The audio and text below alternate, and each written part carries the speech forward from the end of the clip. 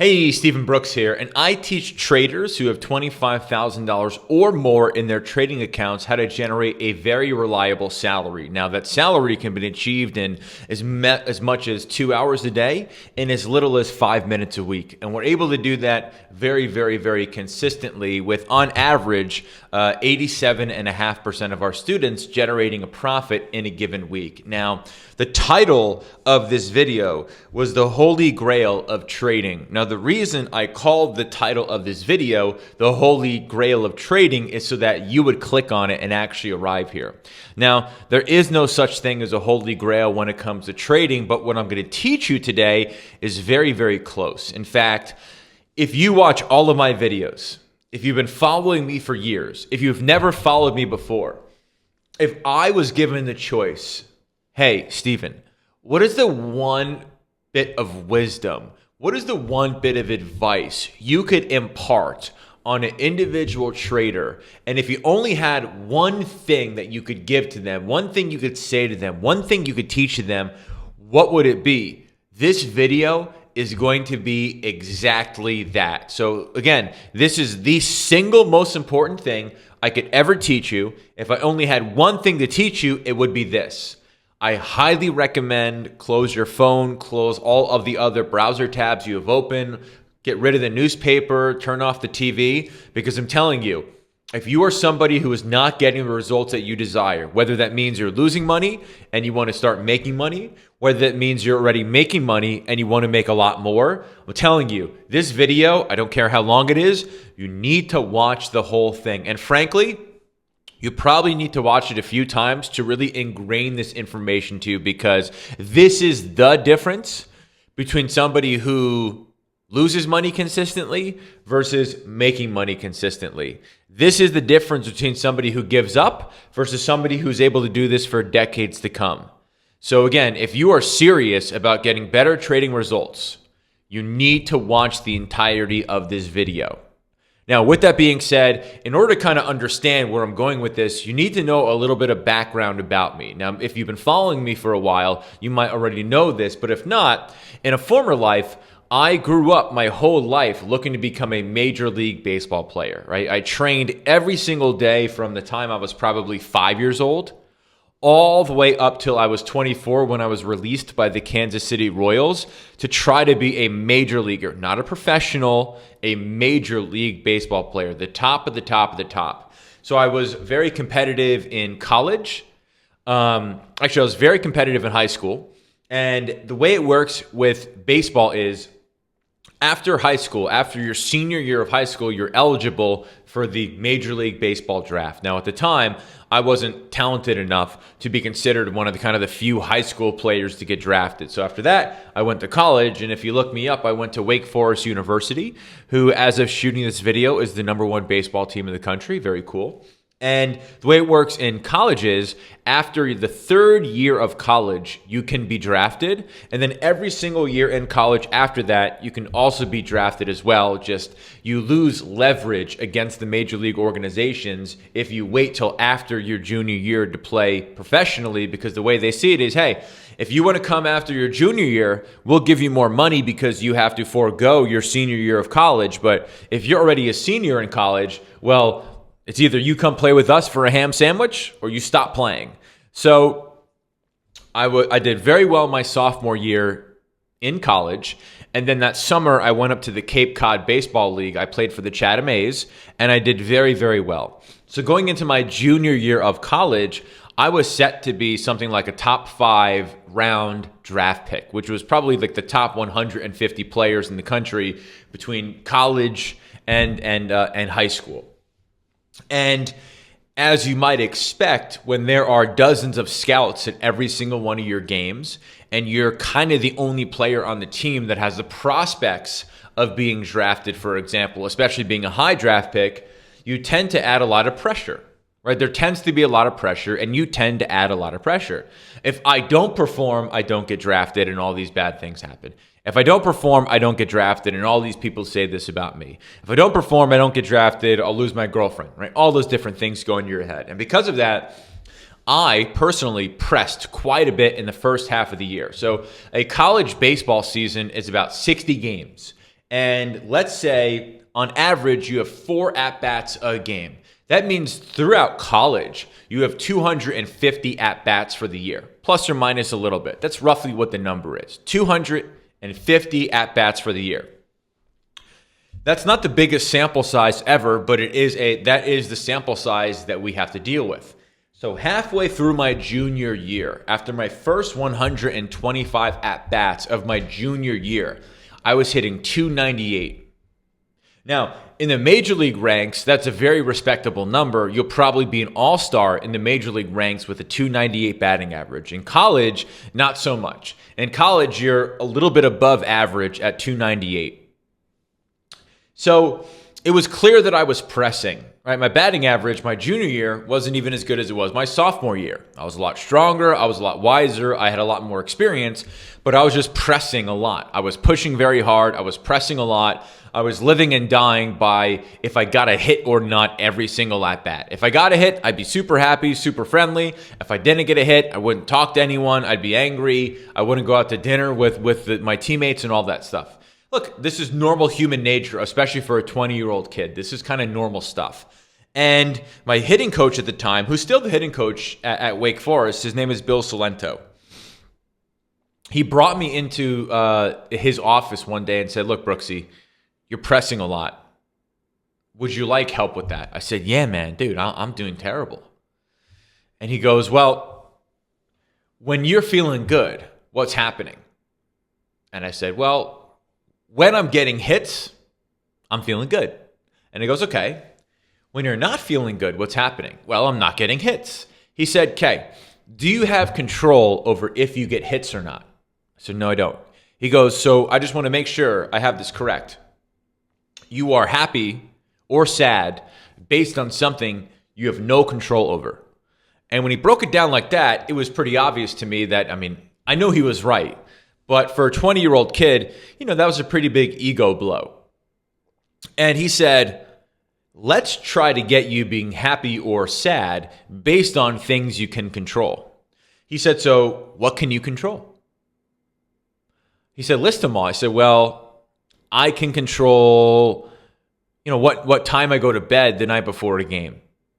I can control the food I eat the night before a game, the morning of a game, before the game. I can control that. I can control how I take batting practice, how I stretch, my throwing mechanics before a game. I can control that. I can control looking at the scouting report of the opposing pitcher and the opposing team. Then before an at-bat, I can control what I think about, what my pre-at-bat routine is when I'm in the on-deck circle. When I'm in an at-bat, I can control what pitches I swing at.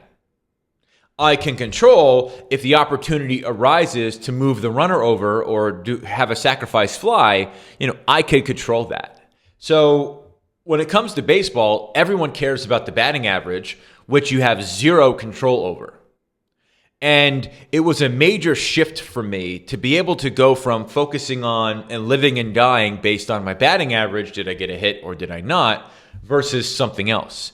And the way my coach called it, and again, his name is Bill Salento, the way my coach called it was, this is your quality at-bat score. Right? Your quality at-bat score. And he goes, let's live and die, let's be happy and let's be sad based on our quality at-bat score. Did we do all the things we have control over successfully? And he goes, Brooksy, if you do all of these things every single day for the rest of the year, how are you going to do? I said, I'll probably have a monster second half of the year. A monster second half of the year. He goes, okay, what do you have to lose? And I said, well, at this point, I got nothing. I'm not even hitting 300. So I set out for the second half of the year to focus on my quality at-bat score. And I took my batting average after the first 125 at-bats from 298, and I finished the year at 349, which means in the second half of the year, I hit almost 430. Now, 430 is something you'll never hear about in the major leagues because it's not possible. In college, that would be kind of the top 1% of the top 1% in terms of batting averages. Now, my batting average for the year was 349, but in the second half of the year, it was well over 400. I had the same swing. I was the same person. In fact, I played against better competition in the second half of the year because you have tournament play and postseason play. And if I was able to look back and attribute how I was able to do so well in the second half of the year, it was because I was focused religiously on everything I could control as a baseball player. And as it turned out, when I just focused on doing a good job or being successful or accomplishing the thing of what I could actually control, the thing I couldn't control, which is the thing I really gave a shit about, went through the roof. It went through the roof. So as my quality at-bat score went up, and it went up and up and up and up, my batting average went up. And I really got this positive shift in my head. Hey, the batting average will come if you are successful with all the things you can control. When it comes to trading, this is what you're missing. If you're watching this video because you're not getting the results that you desire, you're missing this. And if I could teach you one thing, if I only get to teach you one thing when it comes to trading, it is you need to grade yourself based on your quality trade score. If I get to teach you one thing, it is to grade your performance as a trader on your quality trade score. Now, how do we do that? Well, let's take a look.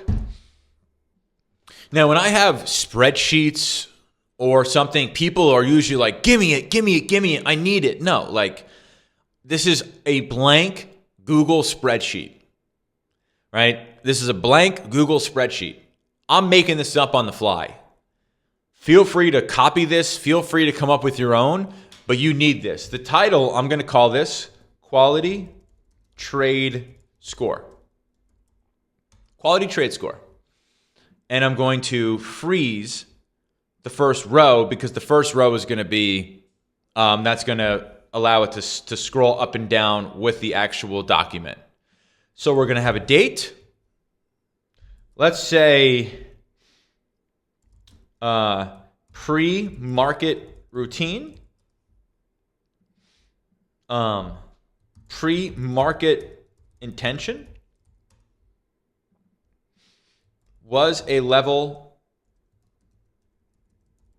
hit, was there confirmation at level? Did I use proper trade size? And did I follow the rules? Right, so when I look at this, I say to myself, yes or no, can I control my pre-market routine? Yes, I can. Can I control what happens after I click the button? No. But can I control my pre-market routine? I can. Can I control my pre-market intention? Of course I can. Can I make note when a level's hit? I can. Can I make note of if there was confirmation at a level? Yes, I can. Can I use proper trade size? Yes. Did I follow the rules? Yes. And then when I want to add another one here is, did I take the trade? And sorry if I'm a little sniffly. It's like a hurricane outside. So something like this, and candidly, I'm going to remove a bunch, right? So I'm going to remove this one because you don't even need that.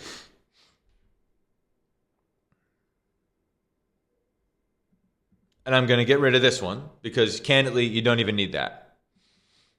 You only really need these.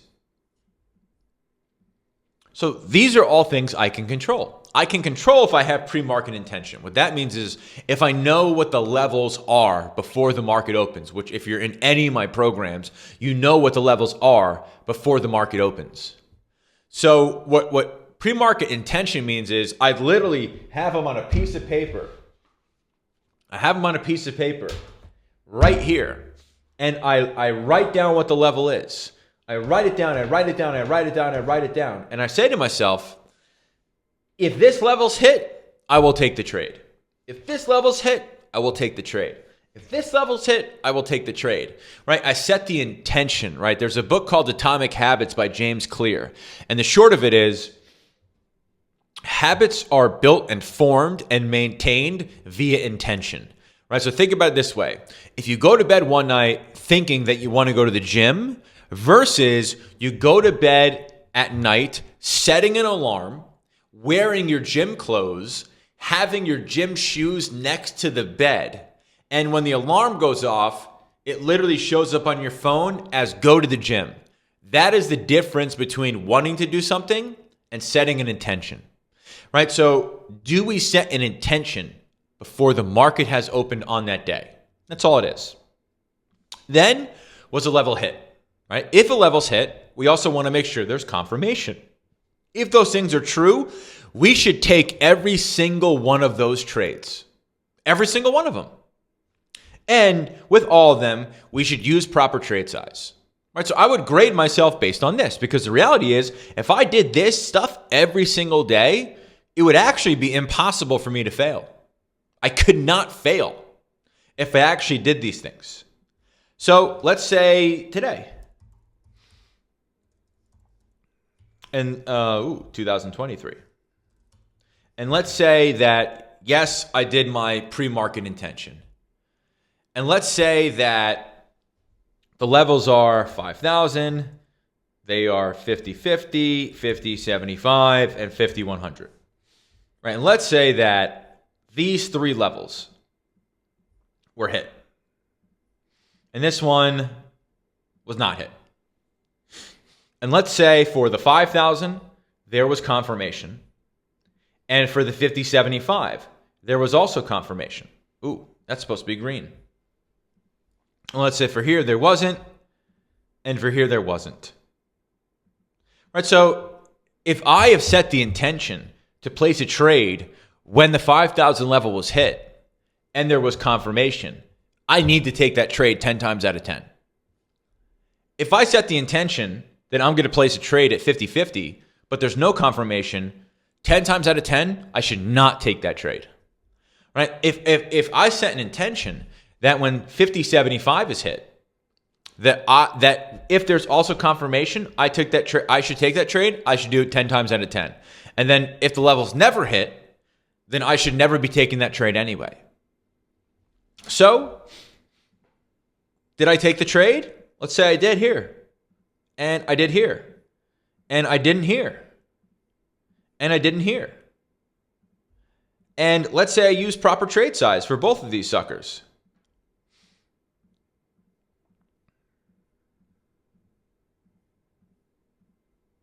Right? So basically, there were two opportunities. There were two opportunities in that day to place a trade properly, and I did.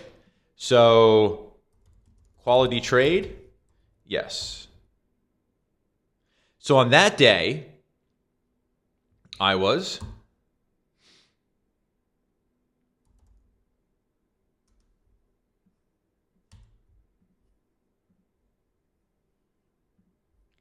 my quality trade score was 100%. Now let's do another one.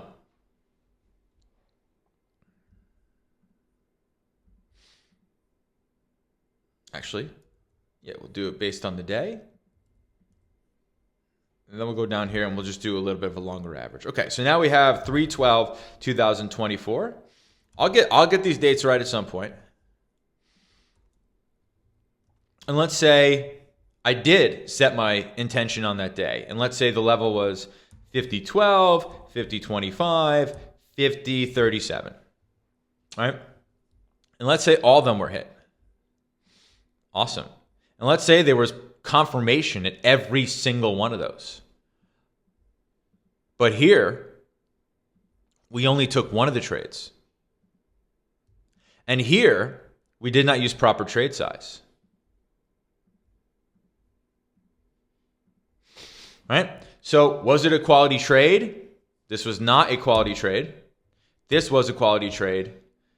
And this was not a quality trade. So, on that day,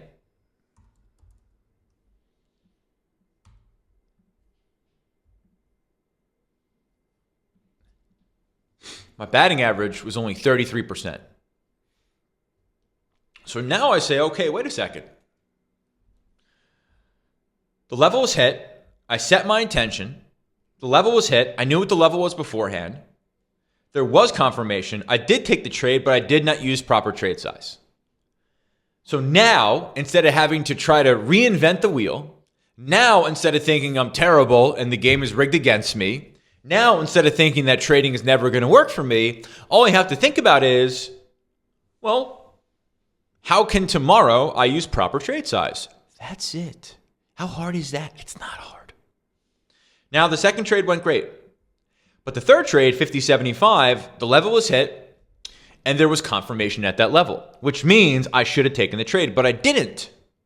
So the question then becomes, well, why didn't I take that trade? Not that I need a brand new trading strategy, not that somebody scammed me, not that the market is rigged against me, not that the market is so difficult and complex. Literally, hey, let's just be honest. Why did I not take that trade? Great, let's fix that for tomorrow. Notice, I am not even looking at my result here. This day could have been green. I have no idea. This trade could have been red. I have no idea. But I know if I have a 100% quality trade score, I will make money hand over fist. So it's my goal to figure out why I didn't do the thing successfully that I have 100% and total control over. Now let's say it's the next day. Okay, great. Next day, 3/13/2024. I got that right. Let's say I did not set an intention on that day.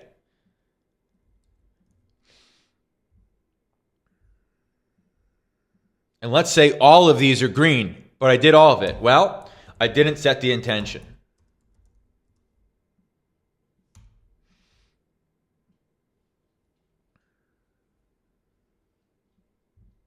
There you go.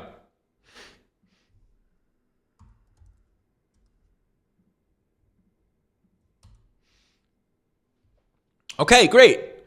Why didn't I set the intention? Well, maybe this happened in the morning. Maybe that happened in the morning. Maybe I ate like shit the night before and was really groggy the next morning. Maybe I went out the night before and I slept a little bit longer. Great. How do I fix that for tomorrow? I'm not talking about actual trades. I'm not talking about actual trades. I'm literally talking about how do I put myself in a position where I can be successful every single day with all the things I can control, a quality trade score. Now, all of a sudden,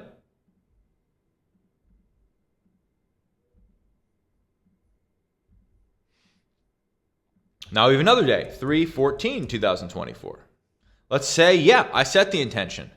And let's say all this shit happened again. But in this one, I didn't use proper trade size. Okay. Well, on this day, this was a good trade. This was not a good trade. This was a good trade. Right? So what is my at-bat score on that day? There you go.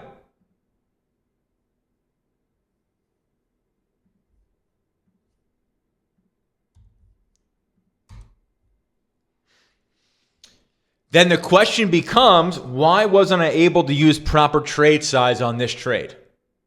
Do you see how in basically 22 minutes, we've been able to take trading from this big, abstract, crazy game that is rigged against me to something that is totally quantifiable and something very controllable? Again, when I did this in baseball, I had the best month and a half, 2 months of my entire baseball career. And it was when I stopped caring about my batting average and only cared about the things I could control.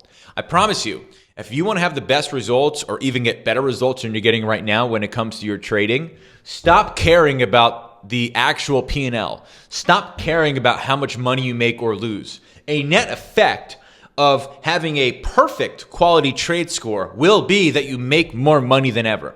A net effect of having a terrible quality trade score will be you lose money. So again, this is really simple. If you want to be better at trading, if you want to make more money, If you want to have more consistent results, if you want to lose less, stop focusing on the money you make or lose. Stop comparing yourself to other people who may make or lose money, and start focusing and being successful and doing the things that you have 100% control over. Live and die based on this spreadsheet. Live and die based on, was I successful with the things I can control? And when you're not, all we're going back to is we're not trying to learn a brand new strategy. We're not trying to reinvent the wheel. We're not blaming the market, right? Sometimes the market's going to go in our favor, other times it's not. But we're not blaming the market. We're blaming ourselves. Why are we blaming ourselves? Because via the things we could control, we did a horrible job. Thus, if we focus all of our attention on how do I do better with the things I can control, well, all of a sudden, things get a lot better, a lot quicker. So again, if I could only teach you one thing, if you could ever hear one thing from me when it comes to trading, it's this. Very few of you who've made it to this point in the video want to even watch this. The majority of you who have made it to this video are angry that I didn't give you a secret trade. I got news for you. There is no trade that I do that isn't out there publicly available. None. None. But this information, the stuff that is not sexy, the stuff that you would never pay for, this is how it works in the real world of trading. Because if you had a good trade that was on average making $100 per trade, if you didn't do this stuff, you won't make money with it. If there was a trade out there where the average return per trade was $500, and by the way, there are many of them, if your quality trade score is less than 90%, you will lose money with that strategy. Take two traders, trader A, trader B. They both get the exact same strategy. They both have the exact same obligations during the day. They both have the exact same starting capital. They both have the exact same background, the exact same intelligence, the exact same desire. You give them both the exact same strategy. It makes $500 a day on average. Trader A has a quality trade score of 50%. Trader B has a quality trade score of 90%. Who wins? Trader B. Start being Trader B today. I'll see you in the next video.